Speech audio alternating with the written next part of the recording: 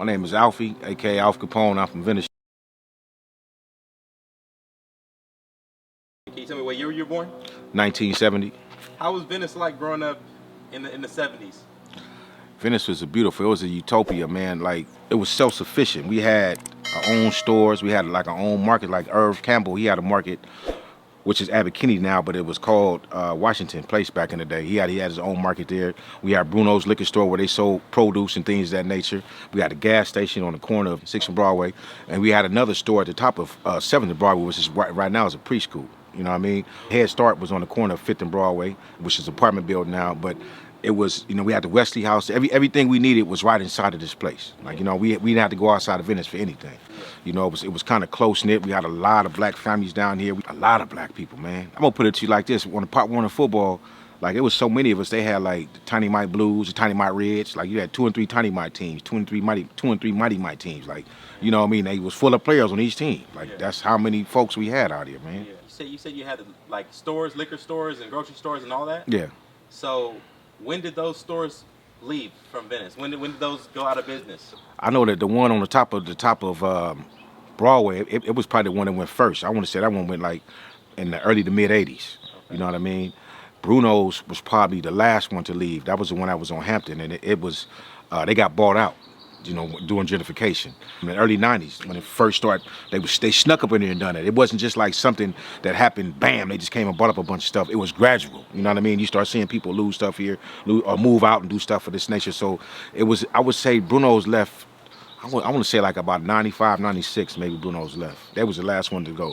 Irv's Market, he left. I want to say he left in like the late '80s. You know what I mean? And the bank store that used to be on San Juan, they left probably like the late '80s. Bank store? It was a black store. It was right before you get to 6th and San Juan.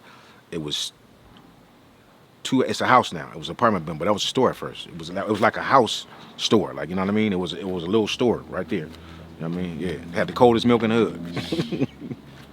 Venice as a neighborhood that you knew it growing up, do you think that it'll ever be like that again? No.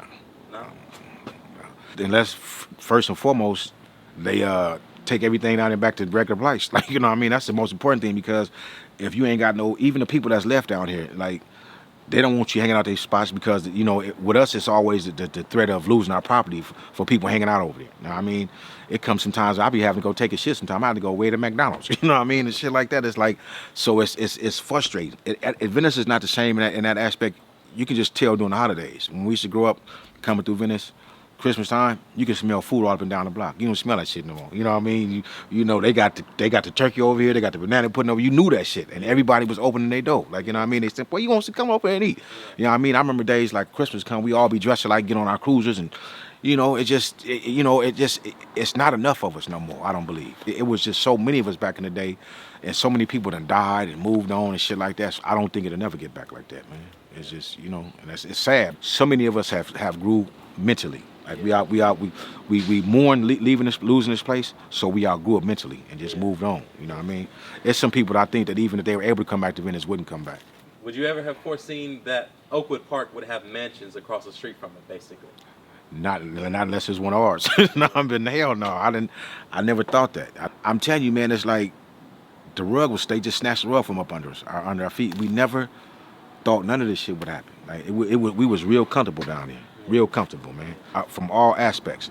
You know what I mean? Even other gangs that would try to come down here, they knew coming down here, you had a problem because 9 times out of 10, you weren't going to make it out here. You know what I mean? If you did, your car was going to be shot up or something. Like, you know what I mean? We had structure like that, but it was just so many of us in so many different places. I never thought that, man. I never thought that. I came home one time, and that's how I knew it was fucked up. I was on the block, nighttime, had the ninja mask on, all black, hoodie on my head, me and a couple of homies out there. It's about like 1 or 2 o'clock in the morning. We out there serving and do what we do. This white lady came walking her dog, man, and walked right past us and spoke and kept walking. I was like, oh, no, I'm out of here. That's got to be the police. They like, no, that's old girl. She said, I'm like, man, I'm cool. Like, you know what I mean? Like, she was not scared at all. I was like, and I remember when I was growing up as a youth, they wouldn't even come down there. They would come. The white people? The ones that did come, they were ghettofied, like, but the ones that would just try to like move into the Oakwood area, nah, they wouldn't have, because they were victims. Yeah. They were victims. They were straight victims. If their house was getting broken into, you was robbed, and all that type of shit. We had homies that was out here on that shit, like, they was going up in your shit, tying you up and all that. You know, I mean, a bunch of them, they, you know, some of them still in jail for that shit. You know what I mean, they've been going over like 30-some years. But they had a crew that was around there, that's what they was doing. So they wasn't staying down here. And a lot of the Hispanics, we were, even before the war started, we were more like family with them too. You know what I mean? We used to eat at their house, you know, go with their sister, shit like that. It was cool, you know what I mean? And all that shit separated us. Venice like was one big ass community. We played baseball, football, with all that shit. Like, it was all the same. What year would you say the gentrification really started to hit Venice? I would say when I came home in '96, it was already in motion. You know what I mean? But I would say between '96 and 2000, a lot of shit just took off. It was just back to back. You know what I mean? Because when I came home in '96, I think that's when the feds came and got the homies, came and got J-Bone and all them, and they had did a lot of little raids and was taking shit and all that then. So I think that by that time, by '96 on to the present, but I would say between '96 and 2000, they really start sticking their teeth into us, or start taking what they wanted to. When you were coming up and everything, do you feel like you ever would have thought Venice would be like it is today? Never in a million years. Never in a million years. So nobody thought that the drugs being planted only in the hoods was a plan. Y'all didn't think that far. We didn't think that far ahead. We didn't think, you know, I mean, the times that we were out there having money and doing all that, they were already 10 steps ahead of us. Like they say, if you keep them high and dancing, you can plot around them. And that's what they was doing. Like, we was steadily doing what we was doing our shit and having parties, going traveling, doing all kind of shit, but they was steadily moving pieces on their chessboard to get us up out of here. You know what I mean? There wasn't no accident when gentrification came. That shit had been in plans years before. Yeah. You know what I mean? Yeah. Years before. Can you tell me how you got the name Alfie Capone? Well, it's Alfie Capone. Capone. I had a homeboy, man, big cue ball, Rico Yeager, and he gave me the name Al Capone. You know what I mean? Mm-hmm. And later on, I got real cool with our homeboy Green Eyes, rest in peace, and he told me, you don't want to be named after nobody else, be yourself. And I changed it to Alfie Capone, like, you know what I mean, instead of Al Capone, because nobody else was named Alfie Capone. Is that Gerald's dad? Yeah, okay. yeah. I was, you know, I grew up in the era when he was around here. You know what I mean? So he kind of took a liking to me, and he told me that one day. He said, you want to be yourself. You don't want to be named after nobody else. You know what I mean? So I changed. I put the F on there. Then my cousin was C Capone, so it kind of just clicked in like that. What inspired you to want to be from Showline when you was coming up? When you in a community and you see people above you or older than you doing certain things, like, you know, I used to like to love to see the homies come home from prison and why they be swole and long perms and all that. All the girls wanted them. Yeah. So that's what I wanted to be. You know what I mean? I wanted to be just like that. Like, you know what I mean? Like, when I grew up, Pop Warner football was real prevalent, and we used to gang bang playing football. Like, you know what I mean? We used to go play Wilshire, different places. We'd be gang banging playing football. So I wanted to be a part of that crowd, and I was seeing older homies that was having certain shit that I wanted. So I knew that I had to be a part of that to get that. You know what I mean? If I'd have been raised around people that were millionaires and had some different type of plans, I'd probably been a stockbroker. But shit, the homies out there banging and selling dope and robbing, and that's what I wanted to do. Yeah. Can you imagine your life if you never would have been involved in gangbanging? Yeah. How would it be? I'd probably been retired from the NFL right now. Retired? Yeah, I'd been retired, running back and linebacker. You know, I was vicious out there, man. You know what I mean? And I stopped going to school. I'm 16 years old. I'm trying to go to school for a little while, but it's like, if I'm serving all night, I can't get up and go to school in the morning. You know what I mean? And I was going to somewhere. I played ball at somewhere. You know what I'm saying? I went to a lot of Santa Monica schools growing up. You know what I mean? A lot of the homies that you were looking up to, did a lot of them go to prison, or all of them go to prison? Majority went to prison. Most of them went to prison. Okay. I would say 90% of them went to prison. I mean, tell you this, growing up, when we was in the streets, going to prison, YA, juvenile hall, it was almost a rite of passage. It was almost a way of proving your manhood. Like, we was out here doing stuff, we knew we was gonna get caught. Like, you know what I mean? And it was just, that was a part of the makeup. When you out in the streets, you know you're gonna go to prison. Some of us look forward to that. Like, you know what I mean? That's crazy. It's psychologically, but that's what it was, though. You know, when I get to the pen, I'm gonna do this, I'm gonna do that. So the Venice neighborhood that people see now has been major changes within the past 25 years because of everything that gentrification has brought into the city. Mm-hmm. If you were to describe the feeling that you get being from Venice and the upbringing that you had, or describe that, how would you describe it? Prideful. Prideful? Yeah, even going to something as negative as going to prison. Like, when you walked in the gates and you said where you was from, people usually they just took 2 steps back. You know what I mean? Because we had that rep to where, like, you know, them dudes was with the business and they take off. And we was known for having money. We used to go on Crenshaw and we all had all the lowriders. So we was, even to the people across LA, we was a different breed of people. Yeah. So it was like an honor. Like, you know, it was like an S on your chest when you went places. Why'd y'all go to Crenshaw with the lowriders? That was a strip back then. Everybody went there. You know what I mean? And we went there into the street races, and the street races on the east side, like on Florence and Maine and shit like that. You know, and a lot of times we knew we was gonna have a function. We knew we was gonna have some issues, but we knew that going out there, and they knew we was coming. Like, you know what I mean? They when they seen us coming, they knew we was coming. Yeah. Put it that way. You know what I mean? Like, okay, here cut them cats, man. Yeah. You know what I mean? They was either on high alert or they was trying to be cool. Yeah. You know what I mean? And sometimes shit went bad, sometimes it went cool. Yeah. But we always came out victorious, though. Did you run into a lot of people from Venice that was in prison? Yeah.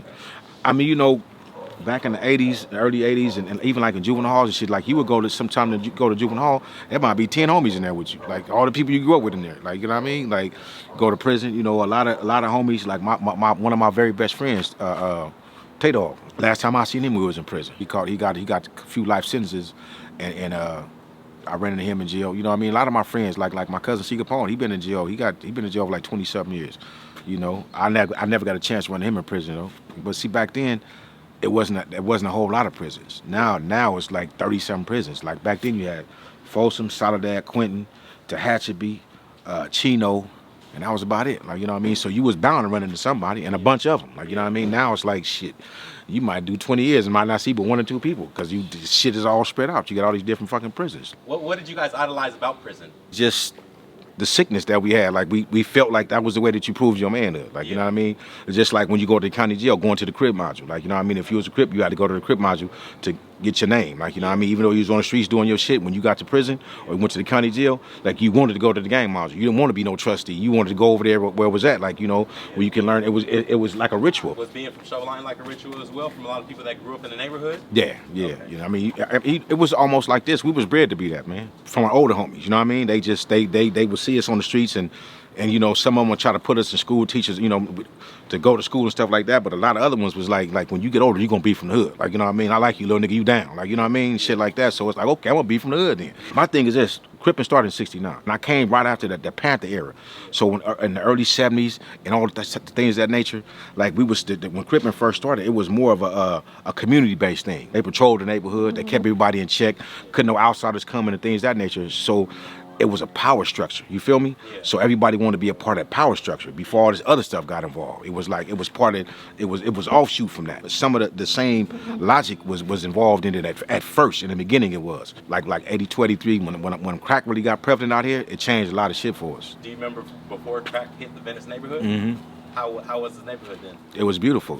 Like, you have Melvin Hayward, you know how they say a village raised a child? Yeah. That's how it was out here. Your moms could see me doing something around the corner and give me a whooping and take me home and get my moms to give me a whooping, and it wouldn't be them fighting over each other because she touched me nothing, because everybody looked out for everybody. It was one big family, you know what I mean? One big family. You feel like Venice is still one big family, or how did that dynamic change? I think that dynamic changed, like I say, when crack really hit the streets hard out here, man, and people start losing a lot of their morals. I got homegirls now that I look up to. I'm growing up in the 70s and 80s. I knew them when they were at their worst. You know, because crack came, it turned a lot of people that were pillars of the neighborhood and the community. It turned them into crackheads and strawberries and shit like that. Like, you know what I mean? And some of them bounced back and some of them different. And then a lot of people started to move out. It was too much for them. So they're like, I got to get out of here. You know, you got to realize, man, when I say, you know, when you see New Jack City and movies and shit like that, like Venice was like that. Like, I'm talking about on every block from Sunset to San Juan, you had up and down from 7th all the way down to 5th, everybody selling dope and smoking dope and using dope, man. Finally, we was able to get money, you know what I mean? Because there wasn't a lot of people out here with a bunch of money in the beginning, you know what I mean? But now you find a way for somebody to get money, and it was here. It was like, fuck, like I'm making $2,000 a day. This is fucking 83, 84. That's a lot of money. Like, you know what I mean? Well, what would $2,000 a day be now? 83. Like, what's the difference? What's the difference? Yeah. Because the cost of living was a whole lot different back then. Yeah. You know what I mean? Like I say, I had my first apartment. Me and Alfie Capone, we were 16 years old. The apartment was $750 right there at 608 Fifth Avenue, right across the street from the Skills Center. Right now, that same apartment is probably about $2,500, $3,000. Like, if you didn't have no money back in the 80s, you just were sorry. Like, you was either on drugs or you just were scared to get out and get you some money, because it was just out here. Like, you know what I mean? You could walk up the street and find a sack. You know what I mean? Like, it was out here. At the time, I was aligned with a few people that really was into that, you know what I mean, and into getting bread. And I happened to be lucky enough to be with some cool people and give me a nice little piece of change at the time, you know what I mean? So how were you when you started selling crack? When I first started selling crack, I want to say I was about 13. 13. 13. Who were you Sneaking selling something it to?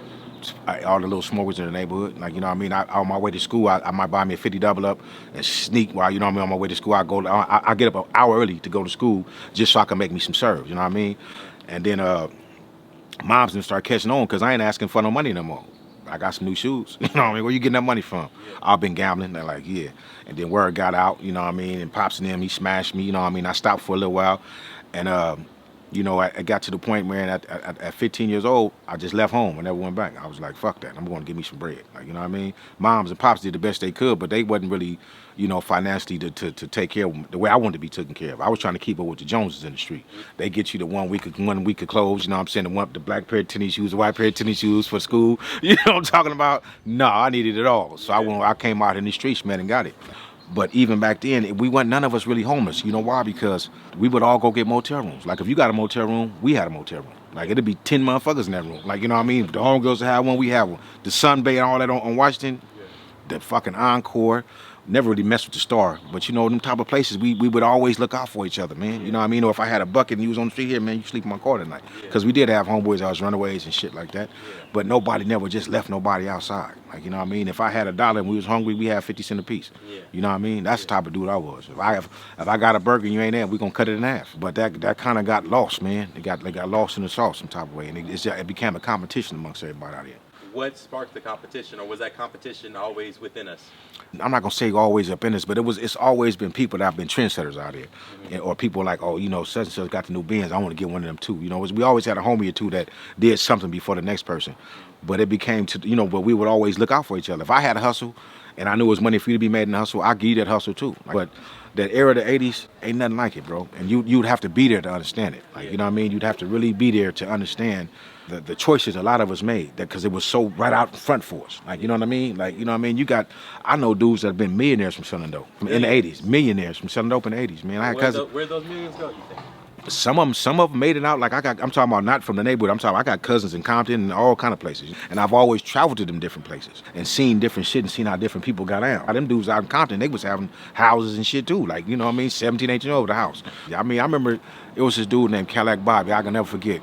Bobby had to be about like, he ended up getting the police ended up killing him. He was out of Hoover. We was at this club called the Carolina West. They rode through one night. It's probably been like 85, because I was young. I wasn't even supposed to be at the club. And he had like a 1985 Brougham Cadillac, the year it came out. And he came through throwing money out the sunroof, like $5, $10 bills and shit like that. Women going crazy, running around like a celebrity. He hop out, he got the long perm, big old jewelry on, you know what I mean? I'm like, that's the shit I want to do, you know what I mean? That's the shit I want to do, you know? But it was a lot of people like that out here. Even at the Venice Beach on the Sundays, a lot of them ballers and she used to come from LA and they used to go to this parking lot down here. There'd be Benzes and Rolls Royces and all kind of shit in that parking lot. And these was young motherfuckers having money. You know what I mean? Everybody had money back then, man. It was really hard not to have no money back in the 80s. When all this was going on, did you feel like that would ever end? Nah. So you thought people were just going to be selling crack and just making money like that forever? We all did. Everybody thought that. Everybody thought that. You know what I mean? It just, like Ice Cube say, streets dried up, we thought it would last, but being a kingpin is a thing of the past. It's a lot of people, like even with Freeway Rick, you would talk to him, he never thought that. And he was the man. He ran LA. Bruh, when I say everywhere, it was everywhere. Because we never thought the feds was going to come. We had that money. We weren't dealing with the feds back then. We was going to state penitentiary. Now you got these new dudes that's popping up because the feds are like a superpower police. And they coming in and they done been sitting on you for 2 years. Like, you know, they've been following you for 2 years. Say, how you not knowing you getting followed for 2 years straight? You know what I mean? This is shit they was bringing to the table. And they was hitting people with them 30 years, 40 years, and life sentences. Like, God damn. And I started taking from the community. When you was selling drugs, was the people still out there looking after you like they would when you was younger? Like you said, they would, like another people's mom would spank you to take you home or whatever. Was the community still like that? They were still like that to a certain extent, but on another level. Like, you know, if the police are coming, hey man, you can come up in the yard. Okay. If you're gonna be out here doing the shit, do it right. You know, don't be out here lagging. And you know, then they began to try to school me on that shit. Like, you know what I mean? But as far as trying to whoop me, I was past all that. I was out here full fledged. And you can't, my mama and daddy can't tell me nothing. You damn sure can't tell me nothing. I'm gonna be respectful to you because I know who you are. You know what I mean? I always respect my elders, but like, this is what I'm doing. Like, I know a lot of y'all might not like it, and some of my people was on it and shit like that. You know what I mean? So it's like, They looked out for me, but on a different level. Do you think to sell crack in your own neighborhood, you feel like you can't have any morals, or you feel I, like you can have morals and still sell crack? you can have morals and still sell crack, but I'm gonna put it to you like this: when all this shit has been a trick, you know what I mean? From when we look at it later on down the line, it was a government plot from the beginning. There's feast and famine, you know what I mean? There's prey, and there's the predator, you know what I mean? And that's just how it boils down to. When you look at it, that's all it was, you know what I mean? And there's some people that came along that, you know, to buy drugs from me before. And I'm like, damn, I don't want, you know what I mean? Like, this is Miss such and such. Or I still had that outlook on the people. I never looked at them like, damn, you a smoker? Like, nah, you know, it's people stuff. They used to bring me like they kids like toys and shit before Christmas. I would just hold them, like, you know what I mean? I would never be like, I'm keeping these. I'd give them some shit, and then when Christmas time came in, take this shit back to your kids. You know what I mean? I kept them same morals because I kept that same love that them people had for me when I was growing up. I don't think that we really knew what we was up against. You know what I mean? When the shit was happening, we was just so happy to have some money. You know. Even like I tell her, I clown with my homegirls all the time. Like, see, y'all come up in the area different than us. I knew the homegirls before they had weaves and all that, when they was fighting to put the hair in the ponytail. You know what I mean? So it's like when you been, you know, in them type of stages with people where you got tough skins on and ran over tennis shoes, and now you can go to, you know what I'm saying, you can go to the mall, or, you know what I'm saying, the Zodi's or Burberry's and buy you some shit. Like, what you gonna do? You gonna sit there and be like, ah, man, I can't do this, or you gonna be like, fuck that. You know what I mean? And that's just how it was, man. Do you feel that with all the money that people were making in the 80s off of crack and selling crack, the homies could have been homeowners? What? They could have been home over 2 or 3. I'm gonna tell you, man. Look, I got out of prison one time. I had like 10,000 to my name. It's a place called Little Arkansas with apartments out on 5th and Broadway, 1002. Right behind them, there was some little triplexes, I guess you can call them. They called it Little Arkansas when we was growing up. They was selling for $150,000. I couldn't even get the homies. Triplex? They couldn't. The homies didn't want to go in. We were talking about the feds gonna get on us, all this other type of shit. You know what I mean? They were $150,000, man, and they didn't want to do it. It's crazy, like, you know, because a lot of us didn't know about real estate and shit like that, you know, and didn't know we can go get a loan and, you know, and things of that nature. But yeah, they only want $150,000 for that place, man. How much do you think that place is worth now? It's probably $2 million. You know what I mean? Probably, because they done redone it, refurbished it, and all that. So yeah, they done beautified it and all that. So it's probably worth no less than 1.5. And it could be 10 of us could have went in on it. You know what I mean? They had some money, but trust issues. You know, I'd rather take my chance of going across country to buy a bunch of dope than I would to try to buy this real estate. You know what I mean? Because the feds gonna get on this. Okay. You went cross country to buy dope Look, before? no, I done been out of state selling drugs and shit like that. Yeah. So nobody wanted to buy property because they thought the feds were gonna come after A lot of the them. homies that was in the streets, they wasn't into that. You know what I mean? Yeah. And then by the time someone wanted to buy the property, it was so goddamn high. And what I learned too, when gentrification came, a lot of people that we thought owned their houses didn't. A lot of them have been renting them houses for like all them years when we was kids and shit. Like, you thought certain families owned a house until a real owner got a bid and wanted to sell it. Like, now they got to move out. Like, damn, why y'all moving? Oh, man, they sold it. I thought, no, we don't own a house. I'm like, damn, that's crazy. We didn't come to this house since we was kids. But like I say, we never knew that was gonna happen. You know, Venice was like heaven, man. There ain't no place like this on earth, man. You know what I mean? Still, because Venice is inside of you. You know what I mean? And if you had them years in the 80s and all that, and 70s and how the shit was, it'll never get up out of you. You know what I mean? So you can find some of that in pieces of Venice that you go through, especially this beach. Yeah. You know what I mean? I come through this motherfucker sometimes just daydream. Just remember when we used to be 100 deep on the beach. You know what I mean? And shit like that. Kids sitting on that wall up there, man. Well, they didn't put the skate park up there now, but it used to be a wall we used to all sit on. Sunday, everybody's going to the beach. I'm talking about everybody. The girls, the homegirls and all that. In my age bracket, we were finding our way. I just think that the people that were ahead of us, they didn't have that vision of what was happening to us or what was to happen to us. You know what I mean? And like I said, a lot of people got out. A lot of people moved and got on and shit like that. You know, some homies got money. You know, we got a couple of homies that got, you know, houses and shit, but not in the hood. Like, you know what I mean? They went and bought houses other places and shit like that. But I can't even name not one homie bought a house in the hood. Why do you think that is? You know why? Because it's always like that stigma. You get all the money. You don't want to stay around your people. You got to get up out of there. Niggas gonna eat you up. You know what I mean? Just like all these rappers, they get all the money. They don't go there. They don't move in their neighborhoods. They go move to the Hamptons and all that type of shit. That's always been like, I want to get up out of the ghetto instead of rebuilding the ghetto. You know what I mean? Because a lot of these places, when he was growing up, they was really ran down out there. And not only that, the houses was probably a lot cheaper where they got the houses out too. You know what I mean? East side or like South Central and shit like that. The housing market is a whole lot different up there than it is down here. And it's a lot easier probably to get a house, you know what I mean, up there anyway. What do you think Venice would have looked like if crack would have never entered the neighborhoods? Or the neighborhood, I should say. I think Venice would have looked like right now. Venice would have probably looked like a Baldwin Hills or Beverly Hills or some Black Beverly Hills. You know what I mean? Some shit like that, Ladera Heights. Yeah. Because like I said, everybody down there had their own little shit going on. Yeah. They legal hustles. We had the stores and all that, and everybody had their own influx of money. We spent our dollars stayed circulating amongst each other. And a lot of our people were builders. They built a lot of shit down there. Yeah. You know what I mean? So we eventually modernized our houses in our neighborhood. Do you think that everybody's mind back in the day that was selling drugs was into real estate and into owning homes instead of trying to buy a car or buy a chain? Do you think that all of the Venice community would have still been black and brown? Yep. Yeah. Yep. It's this gang in LA called the Main Streets. They bought their neighborhood. You know, they bought their neighborhood. They owned then everything in there. Homes, churches, stores, car washes, they all in the neighborhood, they own all that shit over there. They had that foresight. We just didn't have that foresight. We was too busy, 2 and 3 low riders, going change, you know what I'm saying, going to the mall every day. You know what I mean? I remember one time I cleaned my clothes out. This is no lie. I had like about 10 trash bags full of clothes, shoes, everything, you know what I mean? And wouldn't pass them out to a lot of the smokers in the neighborhood and still had a closet full of shit. All we lived for was to just go outside looking pretty, you know what I mean? And get a new car, you know what I mean? Go shoot some dice, get a new chain. Like, we never really thought about really doing no other shit and stacking our money, and then the police would raid and take all your shit. Like, you know what I mean? They didn't call me some money before and all that. Like, the drugs really did a lot to our community, man. Just like any other community, you know what I mean? Because it took the trust and the love, you know, it turned a lot of people dark. Like, you know what I mean? We didn't have homies get out here and get and that other homies and killed, you know what I'm saying? Robbing for dope and shit like that. Like, you know what I mean? Like, you know, we had some homies named Keith and Gino. The other homies killed them, robbed them for the little dope and shit and killed them. And they was not even on crack. They was just envious. They was, you know, dudes, Keith and Gino was ballers from the hood. I'm talking about, like, Gino had a house up in Baldwin Hills, up in the hills. Like, you know what I mean? That's Kedra daddy. I don't know if you know, yeah, that's their Kedra Lamar daddy. They, you know, he got, yeah, they you know, they killed him back in the day, man. And all those shit, you know, we had homies rob each other. Just, it was a lot of money out there, man. And we had homies as hustlers, and we got homies as jackers. If I don't know how to sell the dope, I just wait for you to sell yours and take your money from you. That brought about a whole lot of other shit. If you like this video, subscribe to GV Loco. They trying to take the history from us. Yeah. So that's why I'm doing this too.